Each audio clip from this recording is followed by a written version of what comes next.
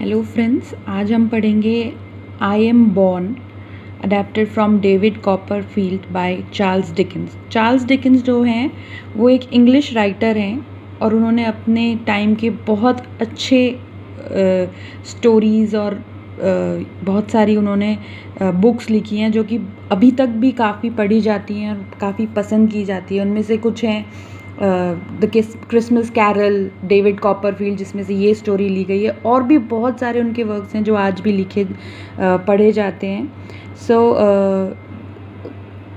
Charles Dickens was an English writer who created some of the greatest works of all time. He became well known for his humor and keen observation of character and society. The novel David Copperfield has several elements from Dickens' own life. The story traces the personal life and experience of the central character David Copperfield. तो ये जो आज हम story पढ़ेंगे I am born, ये उनकी एक book David Copperfield में से ही ली गई है। और ऐसा इस स्टोरी में बताया गया है कि जो डेविड कॉपरफील्ड उन्होंने लिखा था वो उनकी ही लाइफ, डिकेंस की ही लाइफ में से कुछ ट्रेसेस थे, कुछ पार्ट हैं जो उनकी पर्सनल लाइफ एक्सपीरियंसेस से उन्होंने उस बुक में शेयर करे हैं। आइए हम हमारी स्टोरी शुरू करते हैं। The book is about the life of David Copperfield and is told by David himself. David was born in England around the year 1820. His father had died 6 months before he was born. Here he talks about the time just before he was born. His great aunt, Miss Betsy Trotwood, comes to visit his mother for the first time after the death of his father. So जो ये story है David Copperfield की ही story है, वो ही बता रहे हैं, David खुद बता रहे हैं। तो डेविड जो है वो इंग्लैंड में बॉर्न हुए थे ईयर 1820 में, और जो उनके फादर हैं वो जस्ट 6 महीने पहले, उनके बर्थ से 6 महीने पहले उनकी डेथ हो गई थी। तो इस स्टोरी में वो बता रहे हैं कि उनके टाइम जब वो पैदा हुए थे तब वो मतलब क्या क्या हुआ था उस टाइम पे। तो his great aunt Miss Betsey ट्रॉटवुड जो थी वो आई थी उनकी मदर से, उनकी माता जी से मिलने के लिए फॉर द फर्स्ट टाइम। उनके फादर की डेथ के बाद फर्स्ट टाइम वो उनसे मिलने आई थी। तो चलिए स्टोरी शुरू करते हैं। My great aunt Miss Betsey Trotwood was the only person alive on my father side of the family. तो जो उनकी ग्रेट आंट है मिस बेत्से ट्रॉटवुड, वो अकेली ऐसी लेडी बची थी उनके फादर की साइड से, और कोई भी नहीं था जो कि उनके फादर की सिस्टर थी। She lived alone in a cottage in a small village on the sea coast. My father was once a favorite nephew, but not after he got married. She was angry because he had married a very young woman. My father never saw his aunt Betsy again. A year after the marriage, my father died. तो इसमें ये बता रहे हैं David कि जो उनके father थे वो मिस बेट्से के नेफ्यू थे, और जो मिस बेट्से हैं वो एक कॉटेज में रहती थी एक स्मॉल विलेज में सी कोस्ट पे।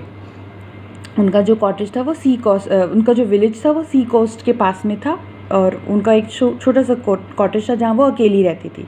और इसमें वो बता रहे हैं कि जब उनके फादर ने, डेविड के फादर ने शादी कर ली थी, उसके बाद से जो उनकी आंट है मिस बेत्से ट्रॉटवुड, वो उनके फादर से नाराज़ रहती थी क्योंकि उन्होंने बहुत ही यंग लड़की औरत से शादी कर ली थी उन्होंने, इसलिए वो उनसे नाराज़ रहती थी।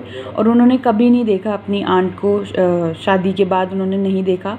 और जो उनके फादर हैं वो अपनी शादी के 1 साल बाद ही ख़त्म हो गए थे। One evening before I was born, my mother was sitting by the fireside. She looked up and saw a strange lady coming up the garden path. तो डेविड बता रहे हैं कि वन इवनिंग मतलब एक शाम, जब उनकी मदर जो है वो बैठी हुई थी अपने घर के अंदर, जो हम अलाव जलाते हैं या फायर साइड एक कोना बनाते हैं जहाँ पे हम ऐसा कुछ आग जला सके सर्दी के दिनों में, वैसे वो वहाँ बैठी हुई थी। और उन्होंने जैसे ही ऊपर देखा, उन्होंने एक अजीब सी औरत को गार्डन के रास्ते से अंदर आते हुए देखा। She at once knew that it was Miss Betsey Trotwood as she had heard about her from my father. So जैसे ही डेविड की मदर ने उनको देखा मिस ट्रॉटवुड को, वो पहचान गई कि ये वही हैं, उनकी आंट हैं, उनकी आंटी हैं मिस बेट्से ट्रॉटवुड, बिकॉज़ उन्होंने अपने हस्बैंड के थ्रू यानी कि डेविड के फादर के थ्रू उनके बारे में बहुत बातें सुनी हुई थी। Miss Trotwood held herself very straight as she walked up to the house with a serious face। तो जो मिस ट्रॉटवुड है वो एकदम स्ट्रेट यानी एकदम सीधी चल रही थी जब वो घर के अंदर आ रही थी। And she had a very serious face, मतलब उनके फेस पे किसी भी तरह का कोई इमोशन या कोई भाव नहीं थे। Instead of ringing the doorbell, she looked through the window, pressing her nose against the glass। So उन्होंने डोरबेल बजाने का नहीं सोचा और वो सीधे ही ग्लास जो था, गेट का जो ग्लास था उस पर जो विंडो का ग्लास था उस पर चिपक के अंदर देखने लगी। My poor mother was very frightened at this strange behavior। She got up from her chair at once and stood behind it। तो जो डेविड की मदर है वो बहुत डर गई इस बिहेवियर से, उनकी इस आंट के इस बिहेवियर से वो डर गई बहुत ज़्यादा, और वो अपनी चेयर से खड़ी होकर अपनी चेयर के ही पीछे जाके मतलब खड़ी हो गई क्योंकि वो बहुत ज़्यादा डर गई थी। Miss Betsey order her to let her in and my mother went to the door. तो मिस बेट्से जो है उन्होंने उनको बोला कि उन्हें अंदर आने दिया जाए, और जो उनकी मदर है वो डरी हुई थी, वो धीरे धीरे जाके उन्होंने उनका गेट खोल दिया। Mrs David Copperfield I think she said, you have heard of Miss Trotwood I am sure. तो जो ग्रेट आंट है डेविड की वो बोल रही हैं कि वो जो डेविड की मदर है उनसे पूछ रही हैं कि तुम मिसेस डेविड कॉपरफील्ड हो, ऐसा मैं समझती हूँ। एंड देन उन्होंने बोला, यू मस्ट हैव हर्ड, कि तुमने सुना ही होगा कि मैं मिस ट्रॉटवुड हूँ, अपने हस्बैंड से तुमने इस बारे में ज़रूर सुना ही होगा।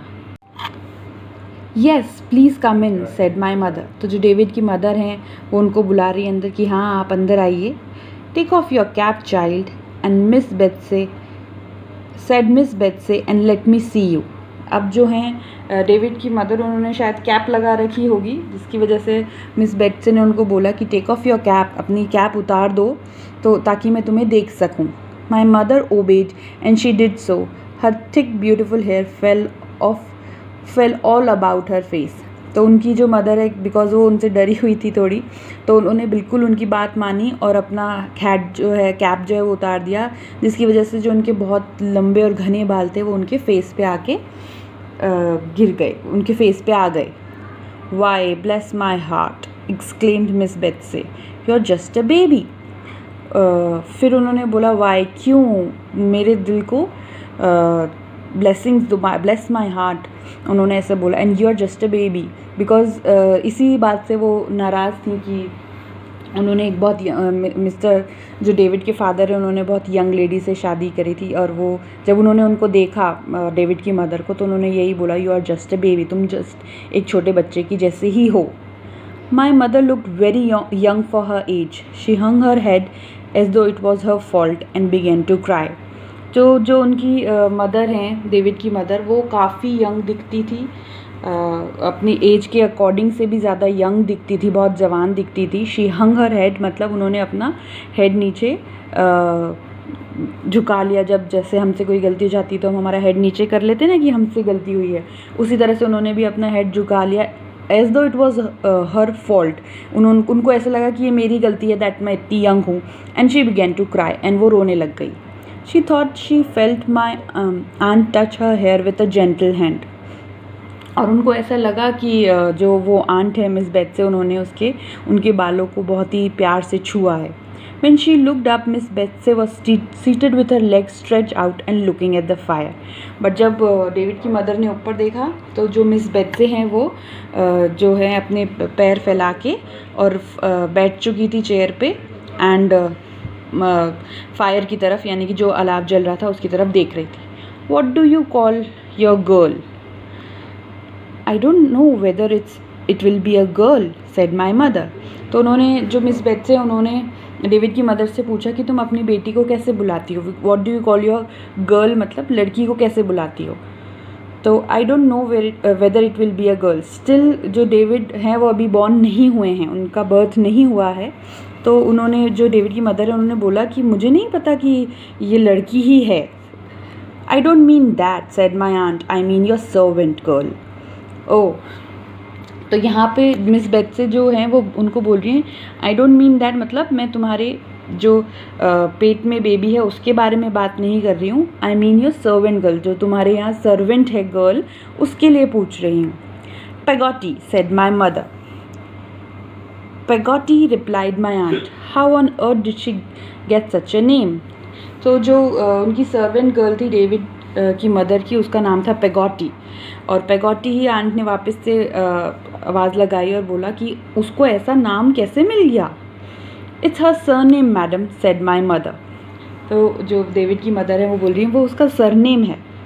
पेगोटी, could you fetch your mistress some tea, cried Miss Betsey going to the door, she is not well, hurry.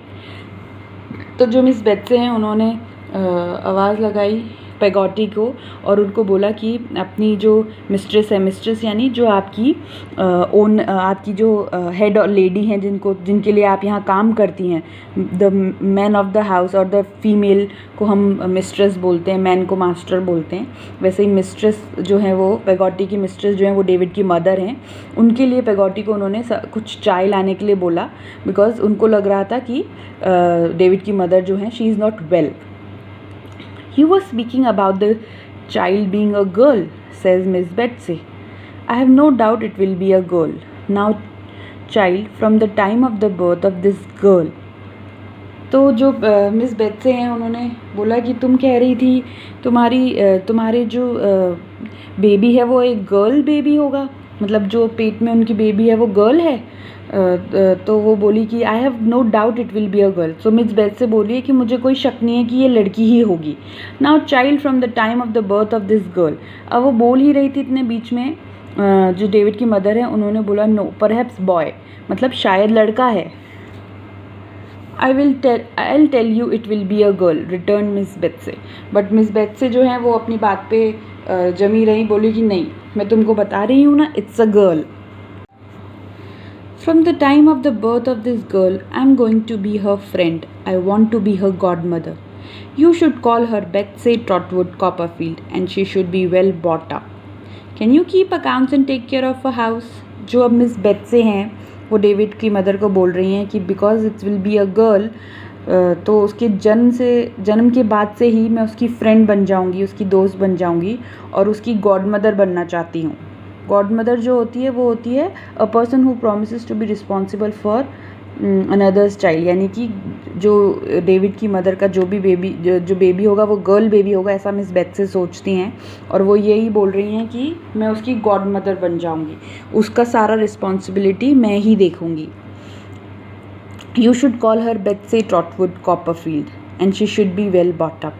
तो जो वो मिस बेत्से हैं वो बोल रही हैं कि उसका नाम भी उन्होंने सोच लिया और वो उसको बेत्से ट्रॉटवुड कॉपरफील्ड बुलाना चाहती हैं। And she will be well brought up, उसको बहुत अच्छी परवरिश देना चाहती हैं पोलाइट वे में। Can you keep accounts and take care of a house. और वो मिस डेविड को बोल रही डेविड की मदर को बोल रही हैं कि क्या तुम अकाउंट्स यानी कि हिसाब किताब देख सकती हो, एक घर चलाने का हिसाब किताब पूरा संभाल सकती हो। Yes, I can. Not much, but Mr. Copperfield was teaching me and my mother broke down. तो जो डेविड की मदर हैं मिसेस कॉपरफील्ड, वो बोल रही हैं कि हाँ मैं देख सकती हूँ, ज़्यादा नहीं, बट मिस्टर कॉपरफील्ड जो हैं उनके हस्बैंड जो थे मिस्टर कॉपरफील्ड, वो उनको ये सब सिखा रहे थे। And then she broke down means वो रोने लग गई। No don't cry any more said Miss Betsey, you will make yourself ill and that will be bad for you and the baby, you mustn't do that. तो अब Miss Betsey because David की mother रोने लग गई हैं, तो miss बेत्से उनको बोल रही है कि प्लीज़ डोंट क्राई, तुम रो मत, तुम्हारे रोने से तुम बीमार पड़ जाओगी, जो कि बेबी के लिए और तुम्हारे लिए दोनों के लिए ही बुरा है, तो तुम्हें ये नहीं करना चाहिए। दिस क्वाइटन माई मदर, यानी ये बोलने से डेविड की मदर थोड़ा सा शांत हो गई। What has your husband left you? asked Miss Betsy a short while later. और थोड़ी देर बाद मिस बेत्से ने वापस से डेविड की मदर से पूछा कि तुम्हारे हस्बैंड तुम्हारे लिए क्या क्या छोड़ के गए हैं। Mr. Copperfield left me an income of 105 pounds a year, madam, said my mother. तो जो मिस्टर कॉपरफील्ड हैं वो डेविड की मदर के लिए, मिसेस कॉपरफील्ड के लिए एक इनकम यानी कि कुछ कमाई का ज़रिया छोड़ के गए थे। और वो कितनी कमाई थी, वो थी 105 पाउंड्स। तो वो 105 पाउंड्स उसके लिए हर साल उनके पास, मिसेस कॉपरफील्ड के पास आ जाते थे। Peggotty came in with the tea. She saw how ill my mother looked and sent for the doctor at once. तो जो पैगेटी है वो चाय लेकर आ गई थी और उसने देखा कि उसकी मदर, जो डेविड की मदर हैं, जो उसकी मिस्ट्रेस हैं, जो उसकी मालकिन है, वो बहुत ज़्यादा ही बीमार दिख रही हैं और उसने तुरंत ही डॉक्टर को बुलाने के लिए भेज दी. When Mr. Chillip, the doctor, and Peggotty took my mother upstairs to her room, Miss Betsy sat in the living room waiting. So जब मिस्टर चिलिप जो हैं, डॉक्टर जो आए पैगोटी के साथ, वो आए, उन्होंने तुरंत ही जो डेविड की मदर है उनको अपने रूम में ऊपर अपस्टेयर्स, यानी कि जो रूम ऊपर बना हुआ है घर में, वहाँ लेके चले गए. एंड जो मिस बेट्सी हैं वो लिविंग रूम में ही बैठ के वेट करने लगी. Hours passed. Mr. Chillip came downstairs. He saw Miss Betsy walking up and down the room. तो काफ़ी समय बीत गया. जब मिस्टर चिलिप नीचे आए, उन्होंने देखा कि जो मिस बेट्सी हैं वो आगे पीछे अपने रूम में घूम रही थी. Well doctor, how is she? Asked aunt Betsy. तो जो आंट बेट्सी हैं उन्होंने पूछा डॉक्टर से कि वो कैसी हैं. Mrs Copperfield is quite as comfortable as we can expect as a young mother to be. You'll soon be able to see her.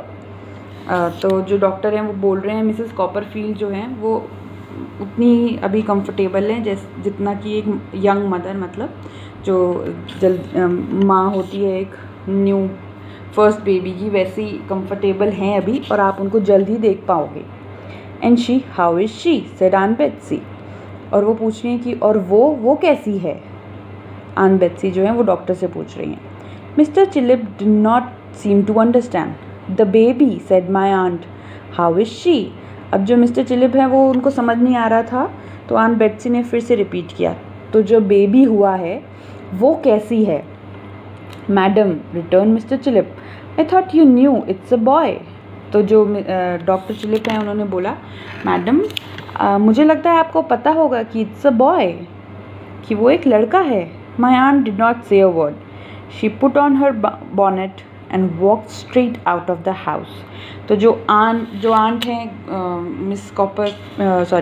Miss Betsy, वो उन्होंने एक वर्ड भी आगे नहीं बोला. उन्होंने अपना बॉनेट होता है अ hat that can be tied under the chin, जो कि हम हमारे चिन के नीचे, जो हमारा फेस होता है उसके नीचे बांध लेते हैं डोरी से, उस बॉनेट को पहना एंड घर से सीधे बाहर चली गई. She never came back again and that was how I, David Copperfield, was born. तो जो आंट बेट्सी हैं वो सीधे ही, जब उनको पता चला it's a boy, she left from that house, वो चली गई और वो उसके बाद कभी वापस नहीं आई. और that was how I, David Copperfield, was born. Since ये स्टोरी डेविड कॉपरफील्ड की उस बुक से ली गई है और उन्होंने ही बताई है कि हाउ ही वॉज बॉर्न, तो ये लास्ट में उनका ही सेंटेंस आया है दैट दिस इज़ हाउ, ऐसे वो पैदा हुए थे, डेविड कॉपरफील्ड. Thank you.